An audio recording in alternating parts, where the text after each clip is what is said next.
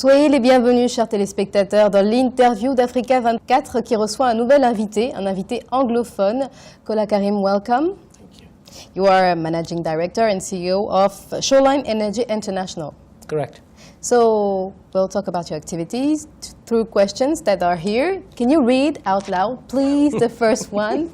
It makes you laugh. Yeah, this is the first time I'm doing this. What are the plans of Shoreline Energy International for the next 5 years? Yes.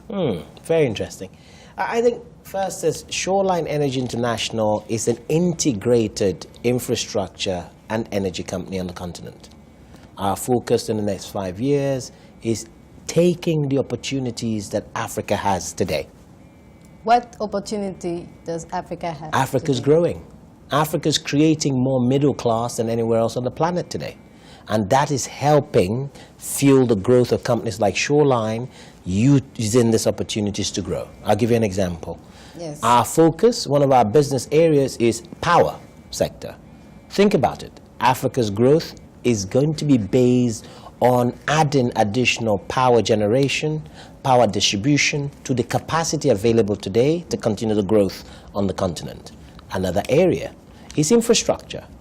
We need to build additional adequate infrastructure from roads to hospitals, rail on the continent.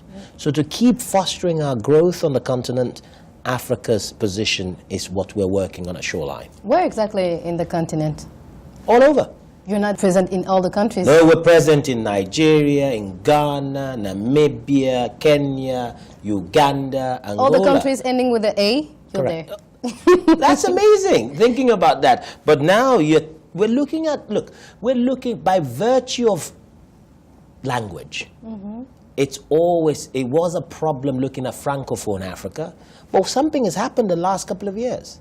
Africa is now opening its doors for other Africans to do in business, and so is Francophone Africa. We're looking. So Francophone African countries were closing their doors? Yeah, because by virtue of language, traditionally their business partners are France or Belgium. But maybe you were knocking at their doors. You're right, but now we started knocking. I've gone to Gabon. I'm knocking on the door in Gabon. And somebody opened? Well, they're opening slowly. It's a slow process, but I'm sure they will open fully. The same in Côte d'Ivoire. And when you knock at the door, what are you proposing? What are you telling them? I'm telling them the same story. I'm telling them as an African that belongs and understands Africa, I am bringing two things. I'm bringing my ability to attract an international capital and local capital in deployment locally to creating jobs, value within that society. That's what I'm bringing to the table. And the fact that, for example, you're coming from Nigeria, right? And that at some point the Nigerian companies or people are not well seen in other countries. Is that an issue for you or not at all? Look, it's always going to be an issue, but the difference is clear. This generation of Nigerians, my generation of Nigerians, we're different.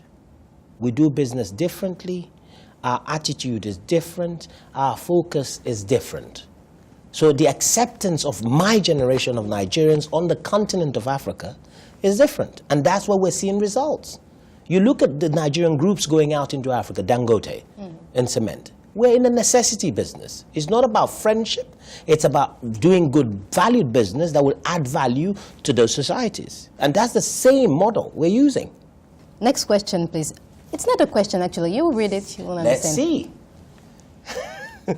My knowledge of Nigeria and Africa is the key of my success. These are your words. Correct. So what exactly do you know about Africa? Because you keep on saying, talking about the way you know Africa. Look, what I did is spending a lot of time traveling in Africa. Because you see, the reality is, my description and analogy of Africa is like a dirty pair of shoes. If you have a dirty pair of shoes, you can't see the beauty. My view of Africa is that pair of shoes when you clean it. So I spend time cleaning African shoes, traveling to see the beauty. And what I realized is this: if Africa can continue growing without good roads, without electricity, without adequate infrastructure, and yet as a continent we're growing at 5% and above, then you can understand the value we will have if Africa has all this infrastructure, if we have good roads, if we have adequate power. Think about it. That's the opportunity. So that's what you want to build. My focus is to take the opportunities that Africa has thrown to us. Natural resources. One of our businesses is oil and gas. Yes. My focus, irrespective of the price of oil and gas internationally, is to continue to grow and invest in energy resources right across Africa. And that is why we've just created a new partnership with Canadian Overseas Petroleum. Yes. We're now in Namibia, we're in Tanzania, we're looking at Uganda, and my focus is looking at Côte d'Ivoire and Gabon.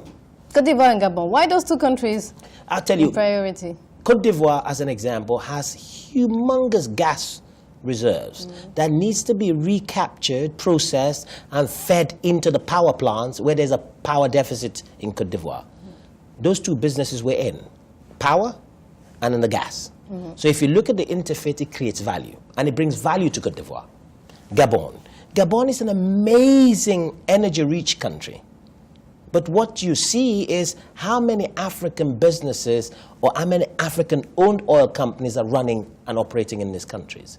We want to be in the fore as an African business, two, as an African entrepreneur on the continent of Africa, where we could create value and deploy capital in creating effective returns. But are you really an African company? We are. I'm a Nigerian company traveling Africa. Traveling Africa? Yes. But are you helping Africa to grow, or are you helping Occidental investors to make profits? Both. You see, there are two things. Without the international capital, you cannot get the right investment for Africa. Two, without the right international capital looking for effective returns on investment, how do you finance the power plant in Cameroon? How do you finance the rail in Nigeria? How do you finance the gas to power in Côte d'Ivoire? We cannot find it in Africa. The capital in Africa is not enough. It is coming. It's a gradual process, but one thing is clear. Africa has opportunities that is attractive enough to the world, but something has changed in Africa the last 15 years. The single tenet of democracy is in Africa. Rule of law today, it's not perfect, but it's there. One important position in Africa is we have the fastest growing middle class, plus we have 50% of sub-Saharan Africa under the age of 30. Yes. So if you put all that together, it tells you you have a marketplace that could be creative and active for the next 30, 40 years.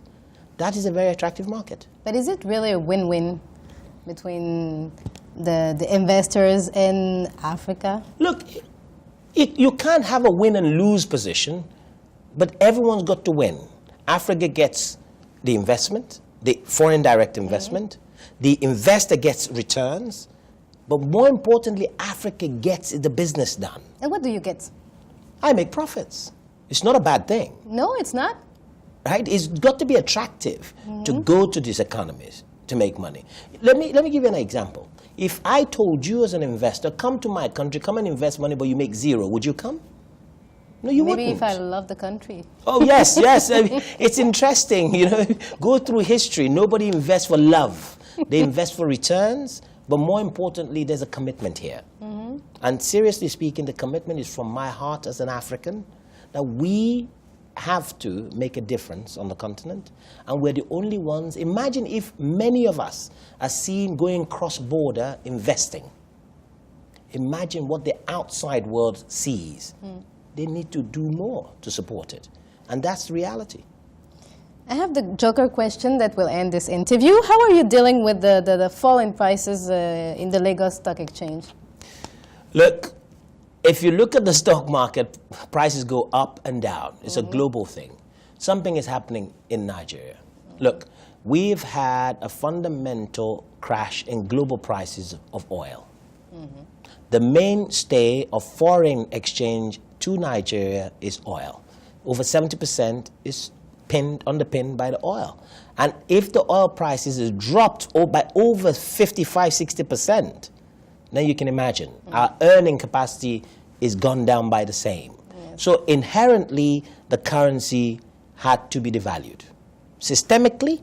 But what are we doing And what the government is doing is trying to diversify the income, foreign exchange income stream into the economy. So in turn, what you find by doing so is foreign investors are selling so they don't get devalued too much and taking their money out. But it's a short-term thing.